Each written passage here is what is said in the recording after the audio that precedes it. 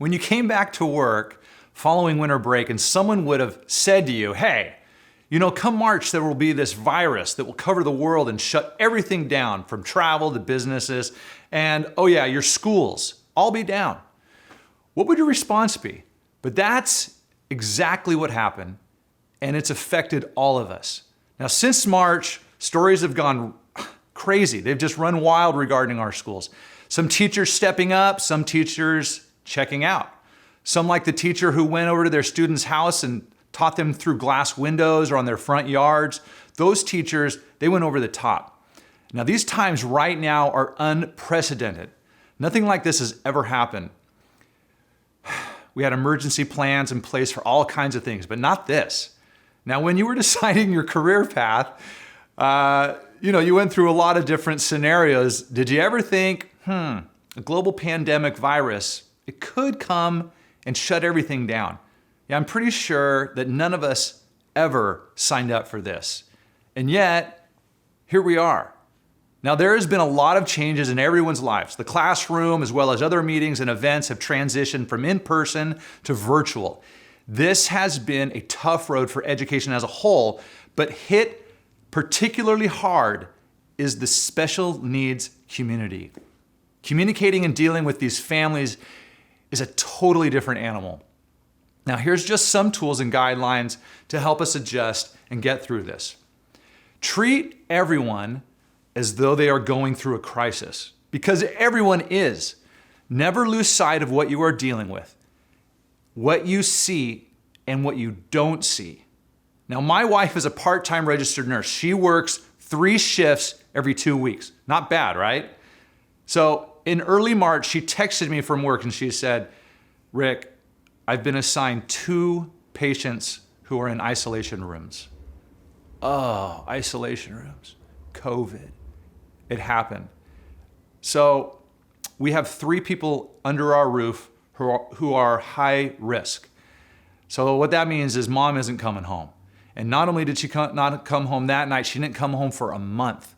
And when she came home, it was only for a week, and then she had another shift, and then it was 3 more weeks of living in a hotel.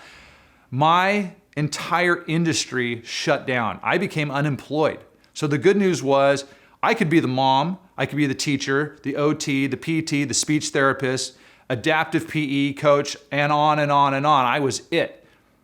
And of course, that was also the bad news. Now, this has been going on for months, right? Months. And I mean, frankly, COVID sucks.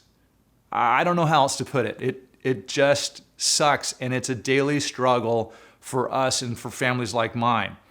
Living in isolation, trying to keep our high-risk families safe, trying to learn and grow while living in cramped quarters. I mean, it's difficult. Here's the next question for you. From what you know about me and my family, and you know a little, I mean, we've been together a little while here now. Is my family better off or worse off than most special needs families?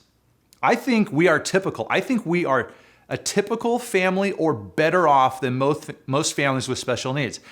As dysfunctional, as crazy as I am and as my family is, we are compared to the thousands of families in our club. I mean, we really got our act together. I want to talk about your tone. I'm talking about your voice. Oftentimes in crisis, you have an edgy tone and you don't even know it. Tone is important at any time, but especially in the midst of a challenge. No matter what the circumstances, learn to pay attention to tone. One trick, so before you speak, I like to pause, take a breath, and then communicate what needs to be said. Be transparent. If everyone is transparent with each other, it is far easier to strategize and plan. Teamwork increases, productivity goes way up. It promotes relationships, which is what you really need with families who are battling. Now, when there are relationships, there is hope and willingness to find solutions. It is huge in decision-making process. Remember in March and April, we said, hey, we'll know a lot more about COVID in July and August. Well, it's July and August, and we don't.